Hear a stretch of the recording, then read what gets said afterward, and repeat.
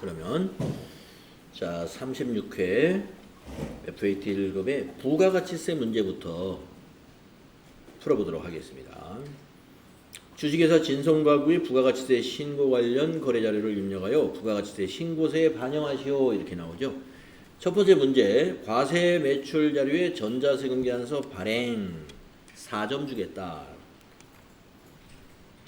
자, 거래명세서를 주면서 1번 문제 항상 나오는 게 뭐죠? 예, 이처럼 거래명세서에 의해서 매입 매출 자료 입력하고 또 전자세금 계산서 발행 및 내역 관리를 통해서 발급 전송하는 것까지 나오죠. 그리고 발급할 때 결제 내역하고 전송 일자는 상관없다. 이런 말이 늘 나오는 형식으로 나왔습니다. 자, 대금은 어떻게 했는지 보겠습니다. 대금은 전액 자기압수표로 받았다 그랬어요. 자기압수표는 받았을 때도 현금. 우리가 자기압수표 가지고 있던 거를 지급할 때도 대변의 현금. 받으면 차변의 현금, 지급했으면 대변의 현금이에요. 자기압수표는 언제나 현금이고, 당좌수표는 우리가 받으면 현금이고, 우리가 발행을 하면 대변의 당좌예금이고, 거기 조금 여러분 헷갈릴 수 있어요. 당좌수표. 타인이 발행한 당좌수표 받으면 차변의 현금.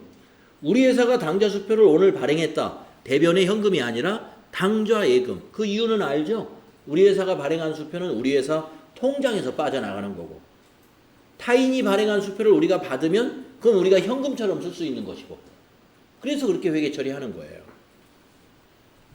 자, 그러면 이거는 현금으로 처리하는 거죠. 자기압수표는 무조건 현금이니까.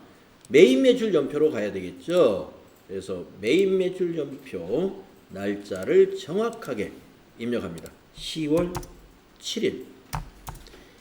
자, 세금계산서 발행하고 세금이 있는 건이니까 11번 과세 매출이 돼야 되겠고, 품명은 학생용 책상이라고 그대로 똑같이 입력을 해줍니다.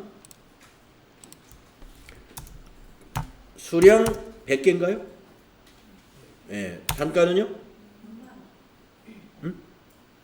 6만원 되겠네요. 그러면은 공급가액 600에 부가세 60만원이고요. 거래처는 어떻게 되느냐? 가구나라가 공급받는 자니까 여기다가 가구로 검색하시면 되겠죠? 아유, 너무 많아. 그러면 나라로 검색할까요? 예, 가구나라 보이죠? 전자세금란은 우리가 직접 발행하기 때문에 0번 눌러서 비워뒀다가 자기압수표 받았으니까 현금 분개하자 이겁니다. 그러면 입금전표 2줄로 끝나버려요. 분개가. 입금전표 2줄로. 이거 고칠 것이 하나도 없습니다. 그리고 나서 전체 메뉴에 가가지고 여기 전자세금계산서 발행 및 내역관리라는 메뉴 실행하시고, 이 날짜 우리가 방금 입력한 10월 7일 날짜를 검색해야죠. 10월 7일부터 10월 7일 이렇게. 그리고 거래처하고 여기서는 그냥 엔터로 지나가세요. 그리고 나서 앞에 여기 체크하시고 저 위에 전자발행 누르고 나서 확인 눌러주시고, 네, 세금계산서 보일 때 밑에 발행 눌러주시고 확인 눌러주신 다음에 위에 있는 아카데미 전자세금계산서 사이트를 로그인하고, 그리고 미전송 체크하고 밑에 있는 매출조회 한번 눌러주면 가구나라 거 보인다 이거죠. 발행해주고 확인 한번 눌러주면 작업이 끝나게 됩니다. 지금 뒤에 한 작업들은 어디까지나 가상으로 일어난 작업이죠. 시험이기 때문에 이렇게 가상으로 만들어 놨다는 겁니다. 그래서 전자세금서 발행창 닫으신 다음에 여기에 와서는 조회를 한번 매입 매출 전표에 와서 해주면 여기가 전자발행으로 나타나게 되면 여러분이 잘 발행한 것이다. 그래서 이게 4점짜리입니다. 자, 그 다음에 부가세 문제 두 번째 문제, 매출거래 3점짜리 나왔네요. 예, 요거 자료 읽어봐야 돼요. 상품을 비사업자인 차윤화에게 판매하고 신용카드 매출 전표를 발급했습니다. 우리가 FAT 1급에서 매출 유형은 3개밖에 안 나와요. 그러니까 이건 카드 매출이니까 17번 매출이 되겠습니다. 유형을 17번으로 입력하면 되겠고, 메인 매출 자료를 입력하시오. 매출 채권에 대하여 외상 매출금 계정을 처리할 것. 차윤아에게 카드로 결제를 받았는데 웬 매출 채권이냐? BC 카드사에서는 아직 돈이 안 들어왔기 때문에 여기서 말하는 매출 채권은 BC 카드사의 외상 매출금으로 회계 처리하시오, 이 말과 같은 겁니다. 자, 그러면 우리가 카드 분계를 하면 자연스럽게 계정 과목이 그렇게 만들어질 텐데 그래도 확인은 해봐야 돼요. 자, 날짜 10월 10일 합계금액 요거 입력하고, 네, 공급받는 자는 거래처는 진송가구가 되겠죠. 아니, 진송가구 우리고, 거래처는 여기 차윤아가 되겠죠. 자, 그러면 10월 10일 이렇게 입력합니다. 유형은 17번 카드 과세 매출. 카드사가 어느 카드사예요? 예, BC 카드사 선택해 주시고요. 확인 누른 다음에 품명은 그냥 상품 써도 되고요. 식탁 세트 이렇게 써주면 더 좋은 거고요.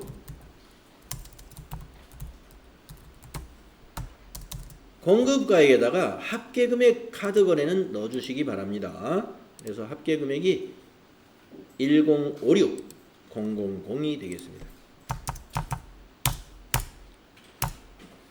거래처는 차윤아씨.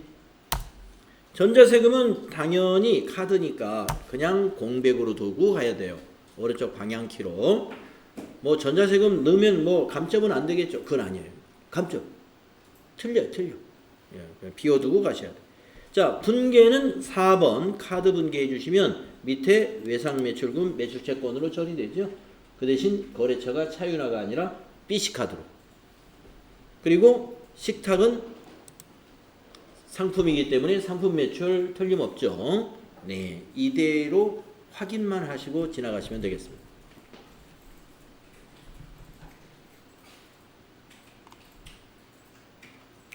자, 그 다음 문제는 세 번째 4점짜리네요. 분명히 제네시스라고 되어 있어요. 대표이사가 사용할 업무용 승용차 5인승 3500cc를 2019년 11월부터 36개월간 장기 렌트하기로 계약을 체결했답니다. 산 게 아니라 여기 보니까 한 달치 렌트료네. 그렇죠. 제네시스가 얼마인데 75만 원에 살 수는 없죠. 그래서 3년간 장기 렌트를 하고 2번 11월분 렌트 비용을 현금으로 지급하고 발급받은 전자세금지산서입니다. 메인 매출 자료를 입력하시오. 거래 자료는 전자세금지산서 거래는 전자입력으로 해라. 자, 그러면 여러분이 여기서 이제 11월 1일자로 전표 입력할 때 밑에 분계를 미리 한번 생각을 해볼까요? 요거 세금계산서 입력하는 건 어려울 거 없죠? 예. 파란색이니까 세금 있는 세금계산서 51번 과세 매입으로 유형 선택해서 이 증빙 보고 그대로 윗줄은 넣으면 돼요. 그런데 밑에 분계를 예, 여기 보면 현금으로 줬단 말이에요. 예, 현금. 그러면 이제 현금 분계하면은 이게 매입이니까 상품 매입으로 뜰 텐데, 차별이 상품으로 될 텐데, 이걸 개념 과목을 뭘로 바꾸느냐? 이게 중요하죠. 예, 렌트비는요, 차를 빌린 거죠. 건물을 빌리는 것도 임차료, 토지를 빌려서 쓰는 것도 임차료, 예, 차를 빌리는 것도 임차료. 회사는 임차료 기준 과목을 쓰는 게 일반적입니다. 만약에 문제에서 특정한 개정 과목을 딱 찍어줄 수도 있어요. 차량 임차료를 사용해라. 그러면 백데이터에 이 개정 과목에 차량 임차료 만들어 놨다는 거예요. 그럼 그건 반드시 그걸 써야 되고, 지금 이 문제처럼 아무 말도 없을 때 임차료가 여러 가지가 있어요. 영업소 건물을 빌리고 월세를 냈다. 임차료. 야적을 하기 위해서 상품 야적장을 토지를 임차하고 월세를 냈다. 그것도 임차료. 지금처럼 차를 빌리는 것도 임차료. 그 다음에 요즘에 복합기 같은 건 사무용품 임차 많이 하죠. 그것도 임차료. 예, 빌려서 쓰는 거 다 임차료입니다. 그런데 문제에서 개정 과목을 딱 찍어주는 경우는 그거 틀림없이 그걸로 하라는 거니까. 그래서 아무것도 없는 건 차를 빌리든 건물을 빌리든 임차료가 된다. 그리고 분계는 현금 분계 하시면 되죠. 자, 그러면 우리가 11월 1일이라고 날짜 정확히 입력하고 세금 계산서가 있고 세금이 있으니까 51번 파란색이니까 매입이니까 51번 과세 매입. 품명에는 제네시스라고 써 있었어요.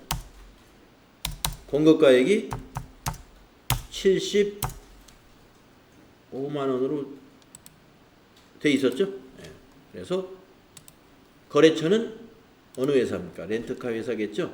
해인 렌트가 거래처예요. 해인 렌트가 거래처가 되고, 그 다음에 전자세금 계산서 발급 받았죠. 그러니까 1번이 되겠고, 현금으로 지급했네요. 현금 분계 오래간만에 나왔네요. 1번 현금 하면은 출금표표 2개가 됩니다. 자, 이 매입세금 공제 받아야죠. 틀렸다. 큰일 날 뻔했네. 왜 틀렸느냐? 이거 승용차 관련 유지 비용이에요. 임차료가. 예, 공제 못 받습니다. 네, 제가 실수했습니다. 자, 이럴 때는 여기를 가서 고쳐줍니다. 54번 불공이에요. 예, 이거 매입세 공제 받으면 안 되거든요. 예, 부가세 대급금이 분계가 됐어요. 네, 여러분 실수. 네, 자, 불공으로 해야 됩니다. 예, 승용차니까. 구입만이 아니라 이거 렌트비도. 그래서 여기 불공으로 바꿔주시고 사유를 비영업용 소형 승용차 구입 및 유지 이걸로 바꿔주셔야 돼. 네. 그리고 나머지는 똑같아요. 예, 나머지는 똑같으니까 그대로 가는데 밑에 뭐가 달라졌느냐? 상품으로 이게 전부 부가세까지 포함해서 들어왔죠. 그렇죠. 공제받는 부가세 대급금이 있으면 안 되죠.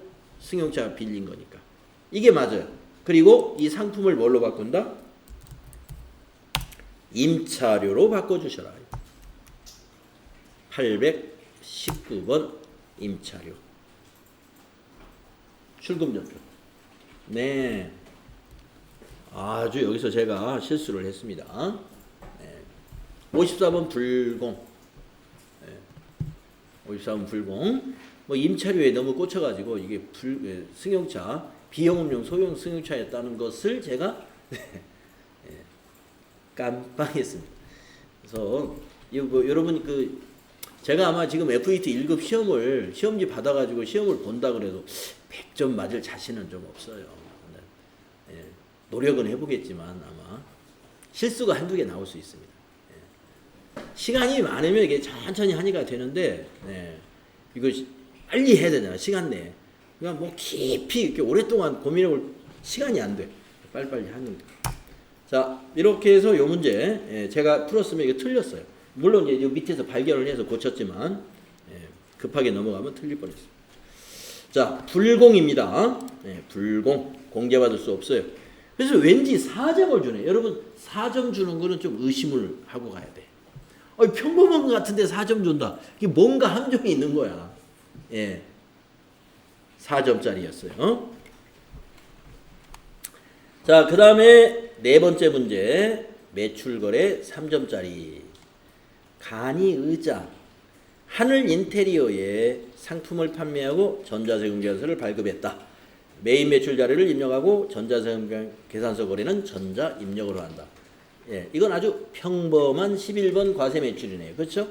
11월 12일. 11월 12일 날짜 정확히 쓰시고 11번 유형은 11번 과세 매출. 간이 의자. 수량과 단가 50개에 5만원 쓰시고 거래처 공급받는 자는 하늘 인테리어. 세금 전자세금으로 하라고 그랬죠? 문제에서. 전자세금계산서는 전자입력으로 할 것. 자, 대금관계 어떻게 했는가 봤더니 미수금에 있고, 외상 미수금이 일부 있고 현금이 일부 있고 현금이 100만 원입니다. 그렇다면 혼합으로 해야죠. 그래서 혼합분계 선택하겠습니다. 자, 상품 매출, 부가세 예수금, 대변은 완성됐고 내려와서 먼저 차변에 3번 101번 현금 100만원 입력하시고 나머진 차변에 외상이니까 3번 차변 108번 외상 매출금으로 여기 있는 빨간 글씨 숫자 그대로 넣어주면 되겠죠. 175만원이 되겠습니다. 탭키. 그래서 거래처나 차변 대변 합계 일치하는가 한번 천천히 체크하시고 넘어가야 돼요. 네. 자, 4번 어려움이 없는 문제였고 그 다음에 5번은 매입거래 3점짜리 특허권 등록이라고 되어 있네요. 특허 출원. 그러면 이게 무형자산에 해당이 되겠네요. 무형자산에. 네. 자료 설명 보겠습니다. 당사 신제품 개발에 따른 특허 출원 및 등록 비용에 대한 전자세금 계산서를 수취해야 했습니다. 대금은 말일에 보통예금 통장에서 이체하여 지급하기로 했습니다. 그러니까 이 특허를 대행해주는 코아 특허라는 이 대행 사무소가 있는 모양입니다. 그래가지고 특허를 출원해 줬어요. 돈은 나중에 계좌이체 해드리겠습니다. 이렇게 해결을 받다는 거죠. 그 특허 출원하는 비용이 이만큼 들어갔다는 거예요. 484만 원. 네, 세금이 있어요. 그럼 매입세 공제 받아야죠. 그러면 세금 계산서가 있고 세액이 있잖아요. 세금 계산서 받았으니까 51번 과세 매입. 이건 불공제 받을 이유가 없죠. 아까 제네시스 임차료하고 달라요. 아까 제네시스 임차료는 세금 계산서가 있고 세금이 있는 거였어. 그런데 세금 계산서가 있었기 때문에 51번 과세 매입이다 했는데 그걸 순간 착각이었고 그거는 승용차 관련 유지 비용이니까 54번 불공이고 이거는 공제받을 수 있는 거니까 공제받을 수 있다. 51번 되겠습니다. 자, 11월 15일 날짜. 유형은 51번, 품명에는 여기 있는 내용 특허권 출원 등록이라는 거 그대로 입력해 주십니다. 자, 아마 수령 단가는 없을 것 같고 공급가액이 440만.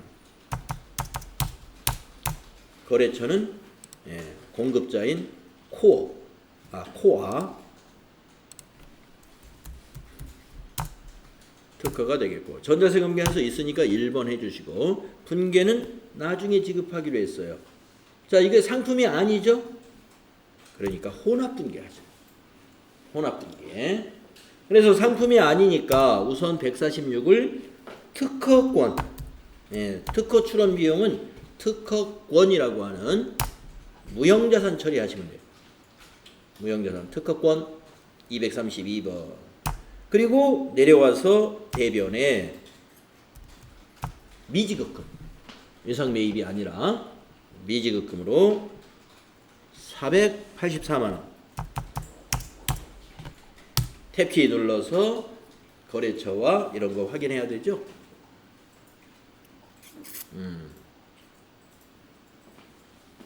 외상 매입금이 아니라는 거죠. 주의하십시오. 이렇게 해서 잘하면 3점 얻게 됩니다. 자, 그 다음에 6번째 문제 매출 거래네요. 그런데 수정 매출, 수정 전자세금 계산서가 이렇게 발급을 이미 했다는 거예요. 발급을 이렇게 했다. 자, 지난 11월 13일 현화 유통에 외상으로 판매한 상품 중 일부가 파손으로 인해 반품되어 수정 전자세금 계산서를 발급했다. 대금은 외상 매출금과 상계 처리기로 했다. 그러면 외상 매출금과 상계한다면 외상 분계를 하라 이 말입니다. 매입 매출 자료를 입력하시오. 전자세금 계산서 발급 및 전송 업무 다 이미 했으니까 그냥 우리는 입력만 해라 이거예요. 전자 입력으로 그냥 입력만 해라. 네, 그러면 우리는 11월 20일 매입 매출 전표를 이렇게 입력하는 겁니다. 자, 11월 20일 유형은 빨강색 매출 세금비 단서니까 11번 과세 매출. 품명은 고급 의자가 되겠고, 수량이 마이너스로 들어갔죠? 반품 들어온 거. 그래서 마이너스 얼마냐? 2개, 단가 10만원 되겠습니다. 마이너스 2, 단가는 10만원. 그러면 공급가액이 마이너스 20만원. 공급받는 자를 거래처로 넣어야죠. 현아 유통이 거래처고.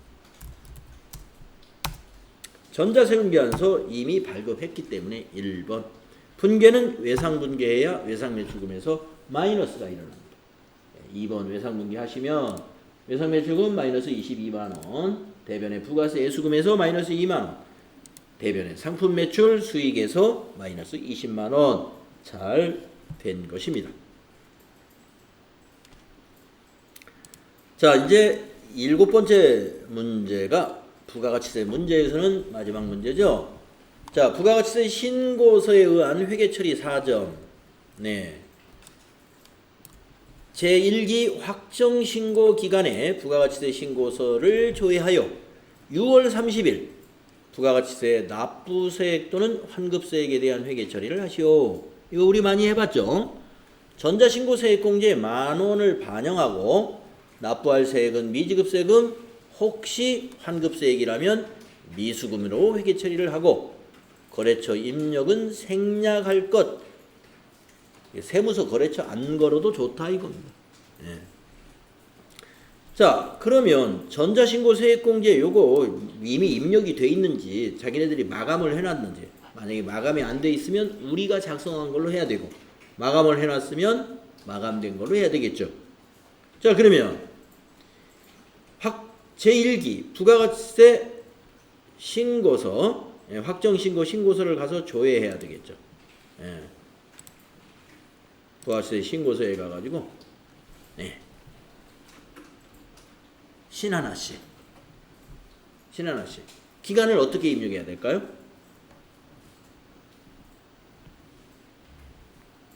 기간을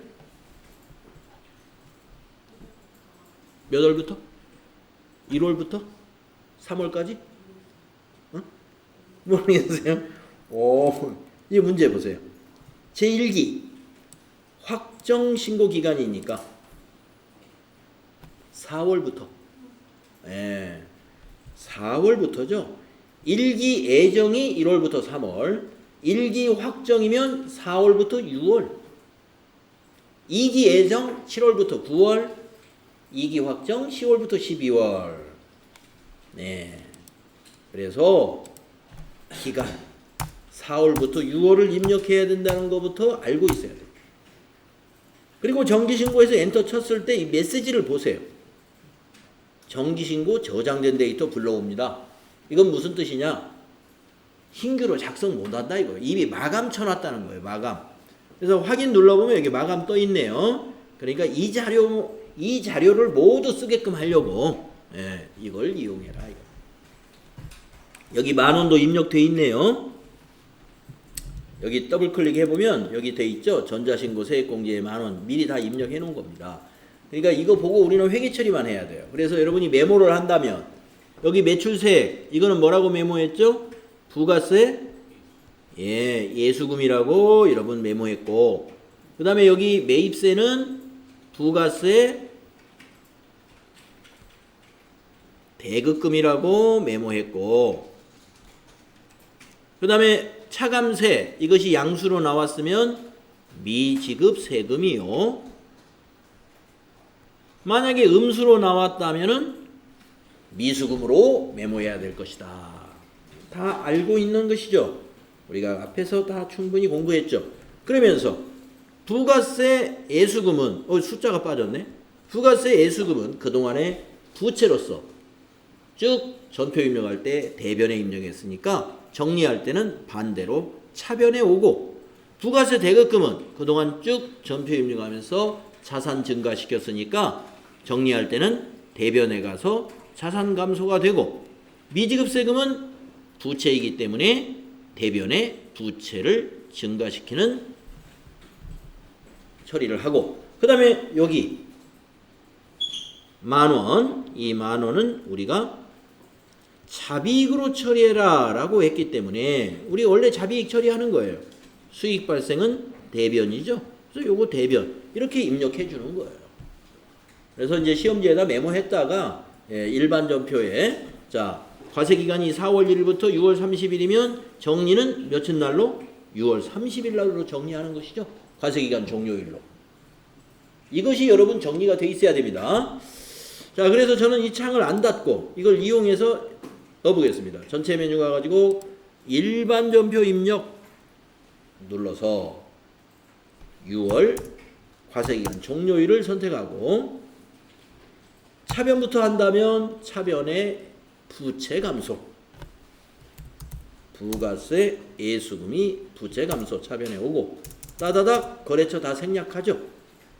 차변에 와서 매출세액 아까 메모했죠? 아니면 여기 와서 클릭하고 컨트롤 C 일반 전표에 와서 컨트롤 V 해줘라 엔터 치고 대변은 이제 부가로 검색하면 부가세 대급금이 나오죠. 그래서 쭈쭈쭈 가가지고 메모를 했던 걸 입력하거나 부가세 신고서에 매입세를 클릭해서 컨트롤 C 해가지고 여기 와서 컨트롤 V 이렇게 하거나 또 납부할 세액이 대변에 미지로 검색하면 미지급 세금 두 번째 있습니다. 261번. 이걸 원래 이제 세무 보통 거래처 넣어라 하고 나오거든요. 거래처 넣어라. 그런데 이 문제에서는 거래처 입력 생략할 것 이랬어요. 생략하라는데 뭐 굳이 넣을 필요가 있나요? 여러분은 넣지 마시고 원래 넣으라는 게 지금 과거의 문제들이었습니다. 그러면 강남세무서 넣어야 돼요. 정말 강남세무서가 맞을까? 우리 회사 등록에 가서 뭐 여기 보면 우리 회사에 회사가 하나밖에 없어요. 이 시험 볼 때는 여기 보면 세무서가 삼성세무서네. 틀렸네. 강남세무서가 아니네. 삼성세무서였네요. 삼성세무서였어요. 그래서 삼성세무서 등록을 안 해놨어. 그래서 넣지 말라고 했던 거예요. 그러니까 넣지 말라는 걸 굳이 넣어가지고 틀릴 필요 없죠. 세무서 등록을 안 해놨어 보니까. 삼성세무서인데. 자, 그러면 미지급 세금 아까 메모를 했거나 아니면 부가세 신고서에 가서 여기 차감세 컨트롤 C 해가지고요. 여기에 와서 컨트롤 V 해줘라. 자, 그 다음에 대변에 하나 더 있죠.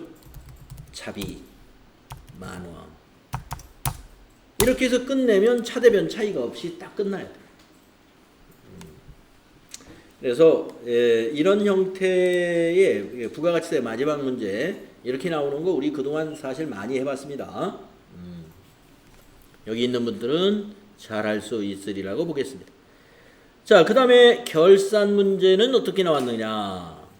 결산 문제 보시면 다음 결산 자료를 참고로 주식회사 진성가구의 결산을 수행하시오. 제시된 자료 이외의 자료는 없습니다. 이러니 1번 손익의 발생과 이연 수동 결산하시오 이랬습니다. 자동차 보험 보험료라는 얘기죠.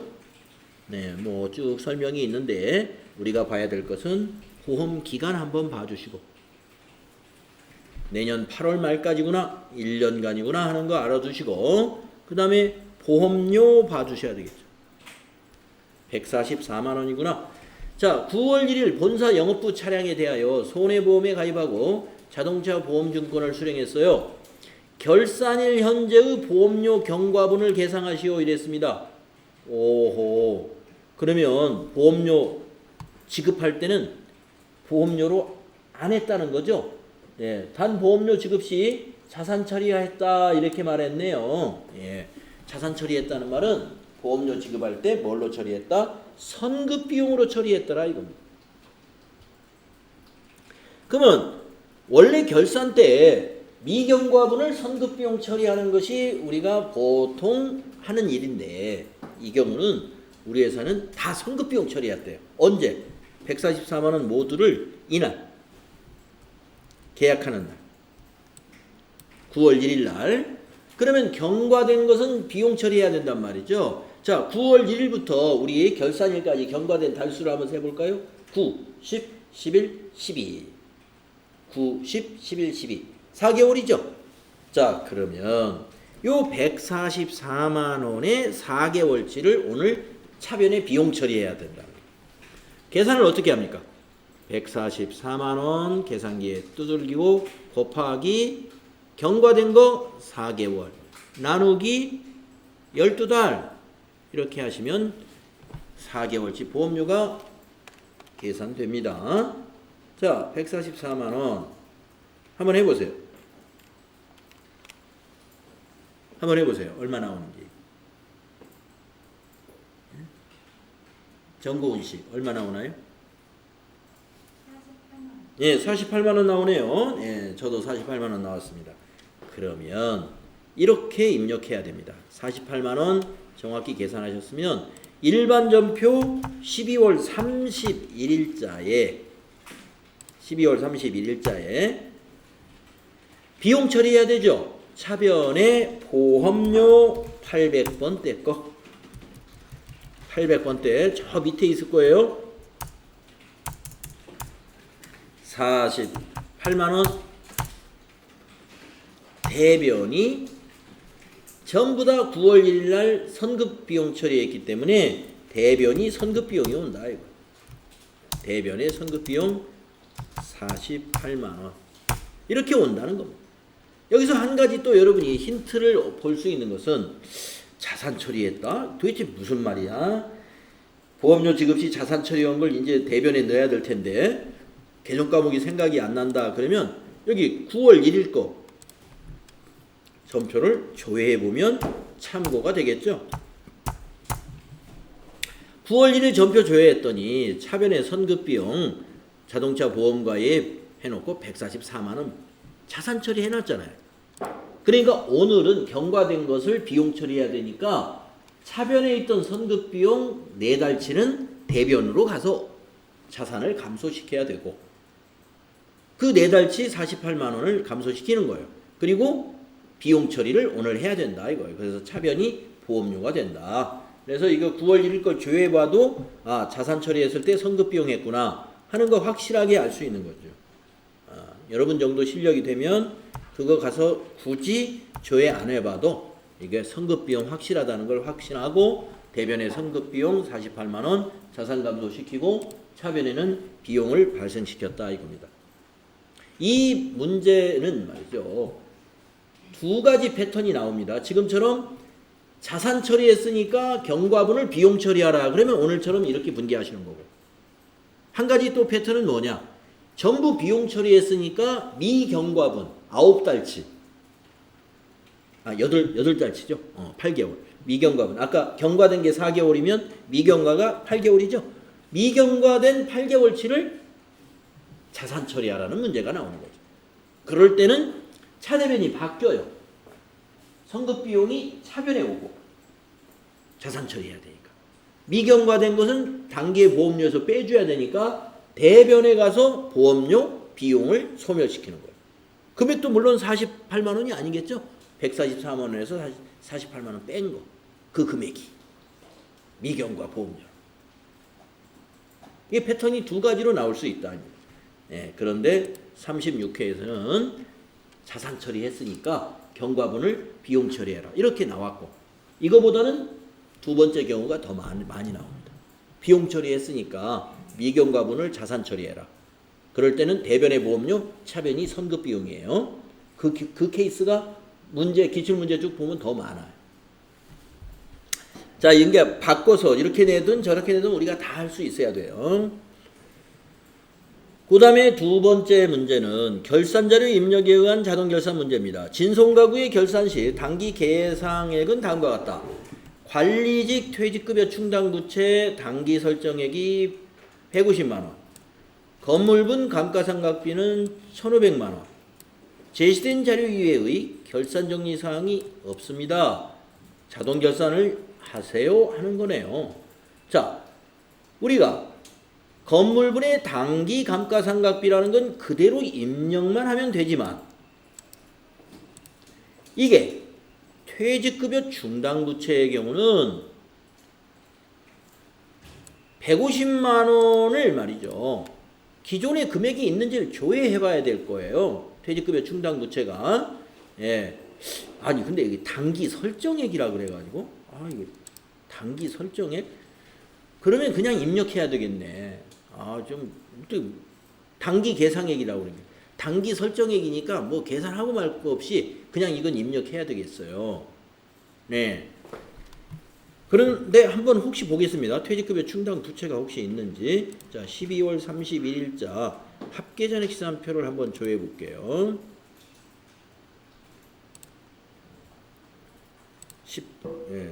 12월 31일자 합계잔액시산표 퇴직급여 충당 부채가 있나 한번 보겠습니다.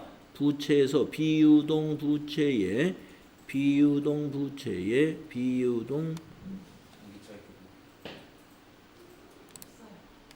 없어서 다행이네요. 만약에 있었으면 막 좀 혼란스러웠을 것 같아. 왜냐? 있었으면 우리가 퇴직급여 충당부채 설정할 때 기 설정된 건 뺀 나머지를 추가서로 설정하거든요. 그래서 헷갈렸을 것 같아. 다행히 없었어요. 그러니까 이거는 있었다 하더라도 이 설명을 보면 단기 계상액 이렇게 나왔어요. 보통 문제는 단기 계상액이라고 안 나오고 퇴직급여 충당금, 퇴직급여 추계액이라고 해요. 퇴직급여 추계액. 그러니까 퇴직금을 계산했더니 얼마로 나온다. 그게 퇴직급여 추계액입니다. 그 추계액에서 기 설정된 걸 뺀 거를 입력해야 돼. 그래야 그게 제대로 되는 건데 여기서는 패턴을 좀 바꿔서 단기 계상액. 그러면 단기에 이거 반영했다는 거예요. 그러니까 이대로 입력하면 되겠습니다. 자, 감가상각비도 그냥 이대로 입력합니다. 자, 그러면 퇴직급여란에 150, 건물에 1500 이렇게 입력하라는 거예요. 자, 그러면 어디로 가느냐? 결산자료 입력에 가야 되죠? 예, 결산자료 입력에 가셔가지고 1월부터 12월로 입력하시고 확인 누른 다음에 퇴직급여란은 어디에 있을까요? 판매관리비 밑에 퇴직급여 전입액 이렇게 나오고 거기다가 150만 원 맞는가요? 그 다음에 감가상각비 건물은 어디 있습니까? 거기 바로 밑에 있네요. 감가상각비의 건물은 1,500만 원. 이렇게 입력하고 이것만 누르면 됩니다. 점표 추가 확인 이렇게 하면 결산 끝났습니다. 결산 두 문제 이렇게 마무리하시면 된다. 회계정보 분석 너무 쉬웠죠? 한번 금방 해보죠. 자, 1월 31일 일일거래 내역과 일치하지 않는 것은 하면 여러분 어떻게 해야 돼요? 일일자금 명세를 조회하라 그랬죠? 그리고 날짜를 1월 31일로 조회하면 바로 알 수 있죠? 일일자금 명세는 금융자금관리에 있는 메뉴입니다. 그래서 날짜를 여기다가 뒤로 빠꾸해가지고 1월 31일 전체에서 엔터 쳐야 전체 거래가 나와요. 그래서 이 거래하고 관계없이 수도광열비 5만원 맞나요? 수도광열비 56,000원이네요. 답은 1번이네. 일치하지 않는군요. 답이 1번이죠. 여러분 지금 답지 보고 있나요? 1번. 틀렸죠. 나머지는 다 맞았을 거고. 그 다음에 두 번째, 부가가치세 신고서 조회를 한번 해봐라 하는 문제입니다. 그러면 부가가치세 신고서를 또 열어야죠. 딱 열어서 기간을 어떻게 입력해야 돼요? 1기 부가가치세 애정신고 시 바로 그래서 날짜를 기간을 알아야 된다 이거예요. 1기 애정신고 시 하면 1월부터 3월이다. 1월부터 3월이다. 저장된 데이터 불러와 이거 마감해놨네요. 확인. 그거 써야죠. 자, 문제가 뭐였냐면 과세표준과 공급가예요.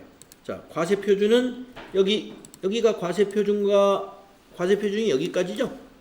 여기 금액이 과세 표준이고, 예. 공급가액이나 과세 표준 같은 거예요. 예. 137580 과세 표준이 137580 여기 있네. 2번에 있죠. 공제 가능한 매입세액 1435 이거 당연히 맞겠죠? 어디? 공제 가능한 매입세액은 어디입니까? 차감계에 있는 요 세금. 이게 공제 가능한 매입세액입니다. 143만 5천 원이 되겠죠. 네, 창문이 열려 있어가지고 비행기 소리가 나요. 그래서 쉽게 우리가 2번이다 하는 걸 알 수 있습니다. 자, 36회 우리 실무수행평가 문제 이렇게 다 풀어봤습니다.